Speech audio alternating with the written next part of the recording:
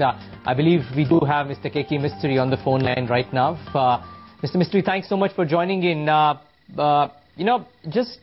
actually want to start off with the fact that how a large portion of an Indian financial institution deal has been cleared and has been subscribed to so convincingly. It just shows the kind of appetite that is there for some of the large marquee Indian financial companies.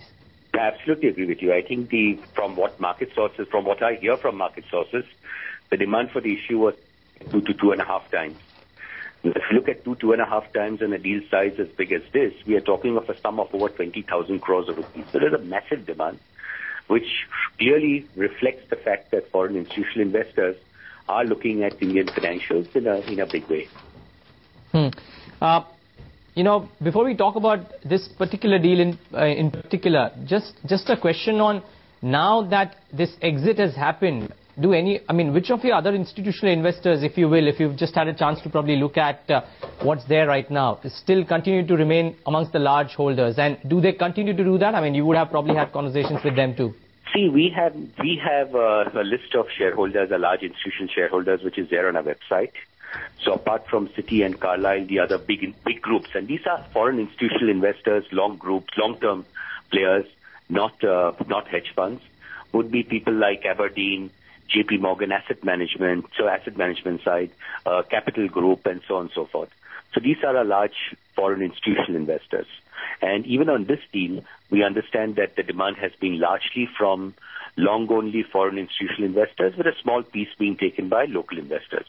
Now, who the investors specifically are, at this moment, I don't know. But as soon as we get the name in our registry, we'll be happy to share the names. Right. But give us a sense, Mr. Mistry, on how much holding are you comfortable keeping with large institutional investors at this point, primarily because now Citi has exited HDFC? We are extremely comfortable with foreign institutional investors. They have been shareholders of HDFC for a very, very long period of time. And groups like Capital and Aberdeen and JP Morgan and many others, why name only three, many others, have been shareholders of HDFC for years and years. And these are long-only investors. These are not private equity investors. Now, Carlyle is a private equity investor. A private equity investor essentially has a limited time span within which they have to return the money back to investors. As far as Citi is concerned, there was always a little bit of an overhang which was there in the market, because once the U.S. government and U.S. Fed is continuously been shoring up the capital requirements for American banks, because of that, people have been worried about the fact that Citi at some point of time to sell. So the good part, if I may say, is that the entire block, the entire 9.5% has been sold in one block in one deal. So there's no overhang that is left now on the stock. Right, but are you not at all concerned by the exit of Carlyle and Citi?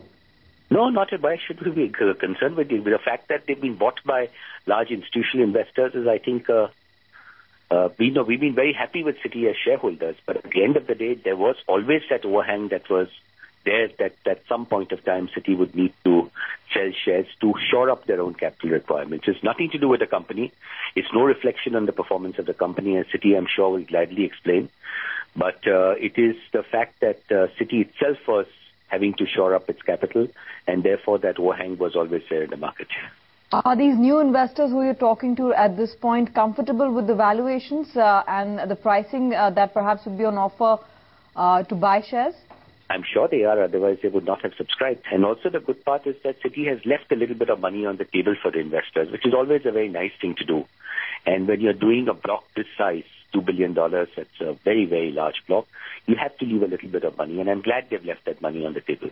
So like Citi has made a handsome return on their investment in HDFC, I'm sure the new investors also will.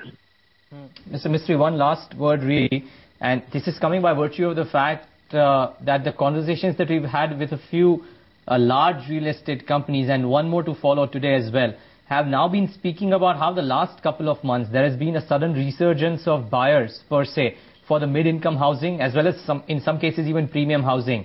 Are you sensing that in business, and do you believe that the next 6 months, if not the next 12 months, would probably be substantially better than how the last 12 months have been?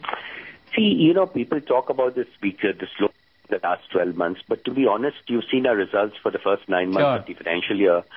We had seen a 25% growth in the loan book. We note that, the slowdown, if any, in that first 9 months was primarily in large cities. You look at Mumbai in particular. Mumbai had seen a slowdown. But one of the reasons Mumbai has seen a slowdown is, one, property prices indeed are very high, number one. And number two, with high interest rates and with the tax benefits being defined in absolute rupee terms, the actual effective cost of taking a large loan, which is what you would need in a city like Mumbai, is very high. Let me explain this. If you take a loan of, say, 1.9 million, which is the average loan size, 19 lakhs, and if the interest rate on the loan is, let's say, 11%, then on a post-tax basis, your actual effective cost of taking the loan is less than 7%. Because there is a fiscal benefit, there's a tax deduction of interest, there is a tax deduction of principal. But a 19 lakh rupee loan, nothing in Mumbai. So if you're buying a property in central Mumbai, your property price will be running into crores. Right. So therefore, you need a much larger loan amount. And for that large loan amount, the difference between the effective rate and the actual rate is very, very insignificant, because the tax benefits are in absolute rupee terms. And therefore, the higher the loan amount, the less will be the impact of the tax benefit.